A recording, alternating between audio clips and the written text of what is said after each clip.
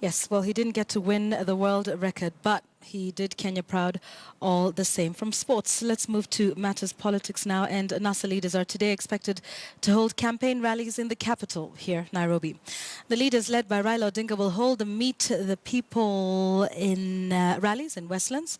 And the leaders earlier today attended a church service at PAG Church in Kabete. This is what they had to say there. You do not have to fight in this struggle. God is going to do it himself. Yes. That was a message.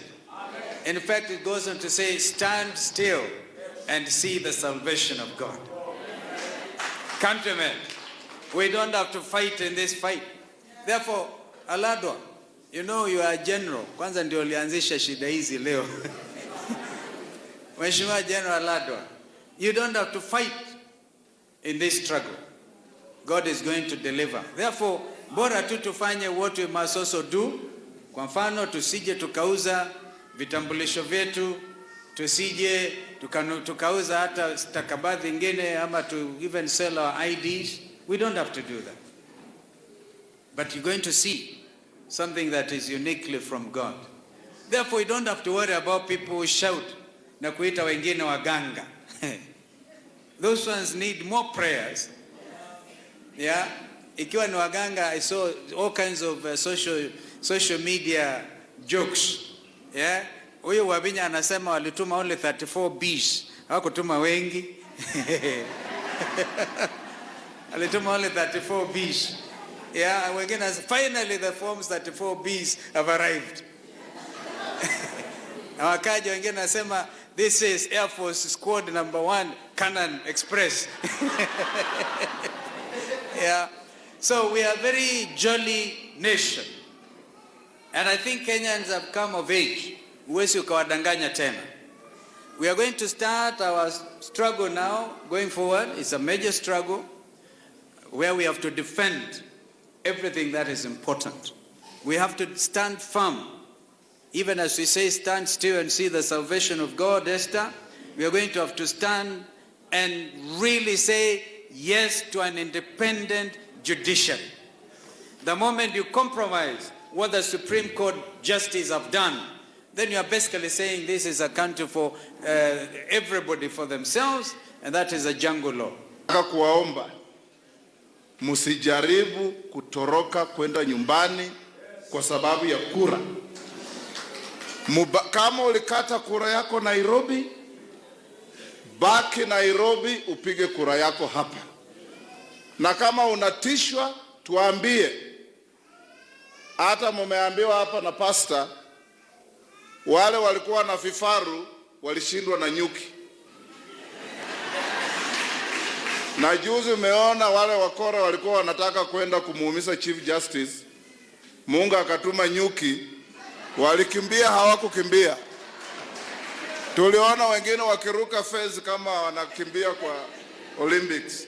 Kwa hivyo tusimame pamoja, tupigie kura Raila na Kalonzo ili nchi yetu irudi kwa hali ya heshima katika mataifa ya dunia.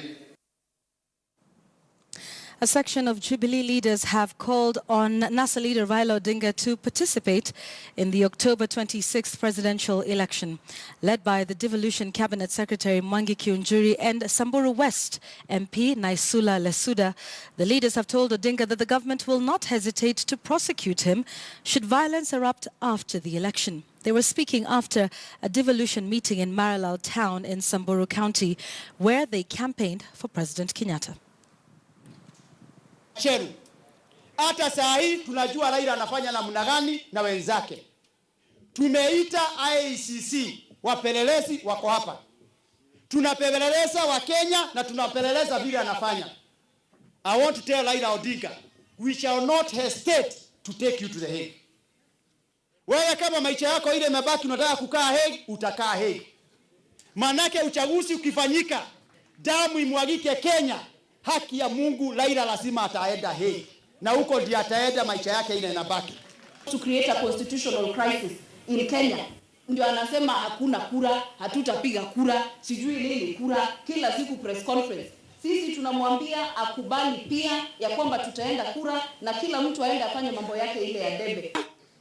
Ikiwa mwanaume mmoja tunaitwa Raila anakaa kusungucha Kenya mzima, anafikiria ni yeye peke yake ndiye amesaliwa na mwanamke. Tumesaa wanaume, tumesaa President Uhuru asifikirie ni yeye peke yake ndio mwanaume Kenya. Meanwhile, Kotu boss Francis Atwoli has asked opposition chief Raila Odinga to stop setting too many conditions for the electoral agency before the repeat of the bungled presidential poll. He, at the same time, asked President Uhuru Kenyatta to respect the independence of the judiciary.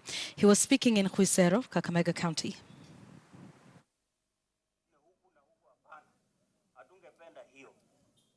Asanteni sana kwa kunisikiza. Kwa majina wananiita Charles Kuboka. Nimezaliwa Kambi Vinda. Ni karibu tu hapa. Asanteni. Umemuona. Bara abantu bembola abantu mpamanyiro bule. Lokuba kutsiriranga nenyumukhola aka.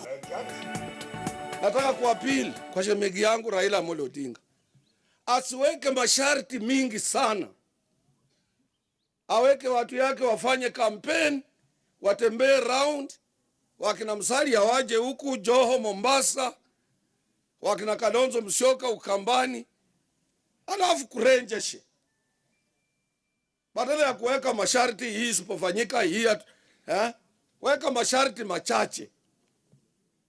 Hiyo ingine kama ya kusema wale waliohusika wasisimamie, hiyo ni sawa sawa. Lakini tusiweke masharti mingi ati tarehe. Wewe ukiwa tayari hata kama mtu anasema kesho iko, wewe toka. All right, let's move away from politics for a moment now. The families of the Moi girls' fire victims have been laying their children to rest for the better part of last week. The tragedy left many victims burned beyond recognition, and experts had to come in to help identify them through DNA analysis. On Health Digest this week, our medical correspondent, Dr. Mercy Korir, tells us what this process is like.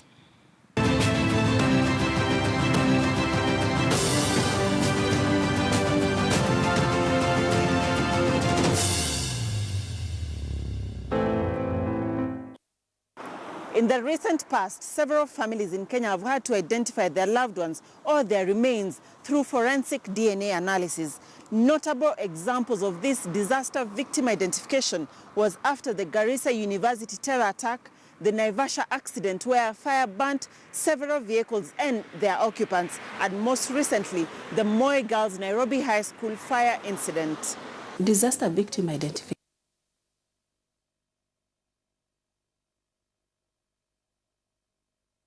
is done usually when a disaster leads to loss of a large number of people, and particularly where these people are unidentified. Natural disasters like tsunamis or what Sierra Leone experienced in August after torrential rains caused mudslides would also call for victim identification. Any other situation where victims cannot be identified by physical appearance because they are damaged beyond recognition often requires this DNA identification. Most times the DNA samples will vary with how much decomposition also has taken place and how much burning and disfiguring has taken place. I want to see the body, excuse me. Identification of disaster victims is a multidisciplinary team approach right from the scene of the incident. That's why I've called in the experts. That's why I have the chief government pathologist is in here. Among, just a moment, along with other pathologists. I've called in the government chemist experts, they are in here. Involving the police, other relevant authorities and the families.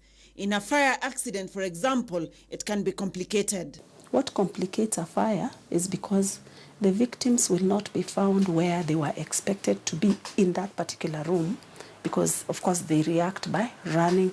Such times are often difficult for families who on one hand are trying to come to terms with the loss of a loved one and at the same time not being able to physically see and confirm the remains of their departed loved one, a step that is part of healing. The Garissa University terror attack back in April of 2015 was one such time. The bodies were actually decomposed within a very short time, and also because of the mangling and the damage by the bullets. It would have been so horrifying to expect the next of kin or the relatives to identify first decomposed bodies and disfigured bodies just by using physical identification. To match and identify bodies, the pathologists obtain samples from the victims. The specific samples vary. Where you have blood, you want to take blood. But in fires, you realize the tissue, sometimes blood as a sample gets caked and cooked. So we take tissue, okay? So long as the tissue is expected to have nuclei. So we can take muscle, we can take bone, we can take cartilage. One of the biggest questions arising from DNA analysis is whether further samples are used in matching. Professor Ogena explains. You can actually use both mother and father. Why? Because the specific genes that are being looked for are inherited from both the mother and the father.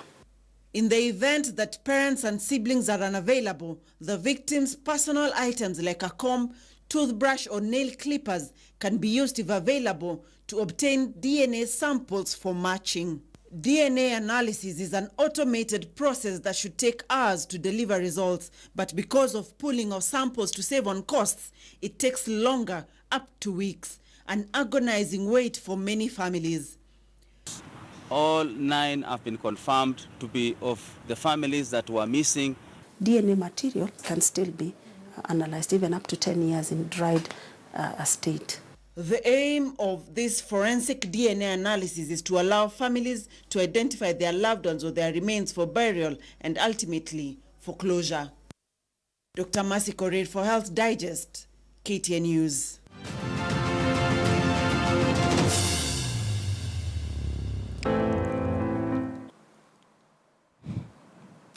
All right, now I want to go straight to Ngong Racecourse here in Nairobi, where this year's Concours d'Elegance is taking place. Our reporter Raquel Mwigai is there and is capturing for us some of the vintage cars on display. Raquel, so this is one of the better assignments to have on a weekend. So tell us about the number of participants and from which countries they come.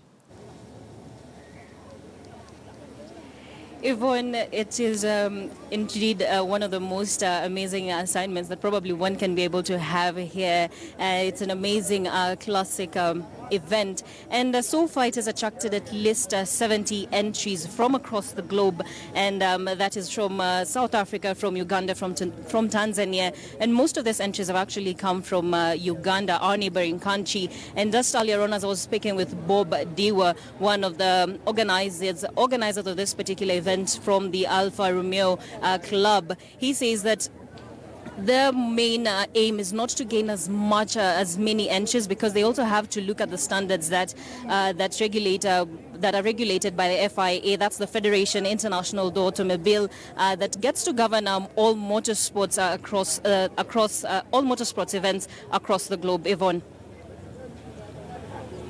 Standards. So what exactly are the judges going to be looking for with all these cars?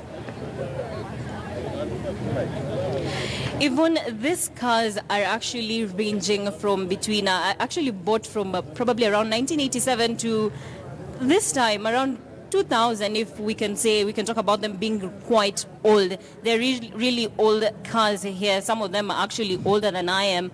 And probably what the judges will be looking for are some of the modifications that have been made to these cars to actually make them look more presentable. And they'll be looking at some of the modifications that have been done, given that these cars are really old. Are they roadworthy? Do they have the safety measures put in place in terms of can they be used on our roads at this modern time? They'll also be looking at some of the modifications done in the interior, given that the kind of technologies that have been there before and now, probably looking at how the cars have been made previously and now, what are the kind of modifications that probably the owner has put effort into. They'll also be looking at the exterior, given that some of these cars One car that I actually got to like was a very blue Mercedes Benz that actually really looked really good, and it was more of a new car, but that car was bought in 1987, Yvonne. It is way older than I am. And wow. Therefore, it was, they also get to look at just modifications that have been made, what colors have been painted by these owners. And therefore, it is an event that actually just gets to look into the hard work and persistence that some of these car owners have put into their cars, given that they look very new at this point. But if you just get to look at how old they are, Yvonne, you will be really shocked. Perhaps I won't be as shocked as you are. It is not lost on me and our viewers that twice you said that car was made in 1987 and is way older than you are. So, I mean, I think our viewers can do the calculation as to just how old you are. All right, but let's move away from the cars and let's remind our viewers that Concours d'Elegance is really not just about the cars alone, but this is a social event. I mean, there's lots of people having a great time.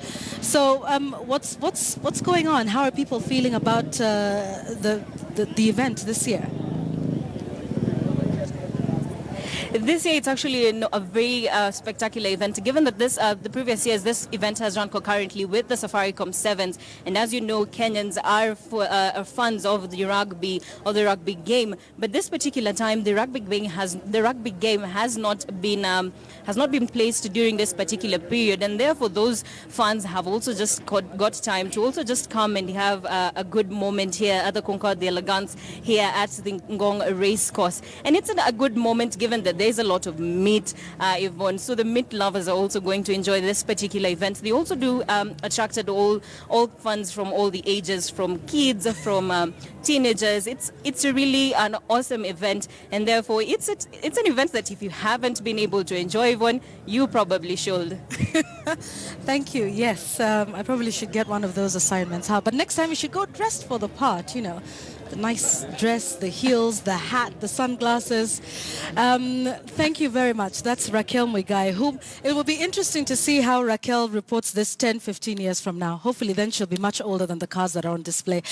This is it for News Center here this Sunday afternoon. Those are the top stories for you at this hour. Remember, there's much, much more that we continue to focus on, not just here in the country, but around the world as well. So, we leave it at that for now, but at 9 p.m. you do want to stay with me because Checkpoint is coming up, and we have an interesting panel tonight. We have two persons that were involved in that Supreme Court petition. That's Honorable Peter Kaluma and Ahmed Nasser Abdullahi. They will be coming, and we'll be having that discussion after the verdict. What next? But we have news all throughout the day, so stay with us here on KTN News to get the whole story. Have a good afternoon. I'm Yvonne Okwara Matole.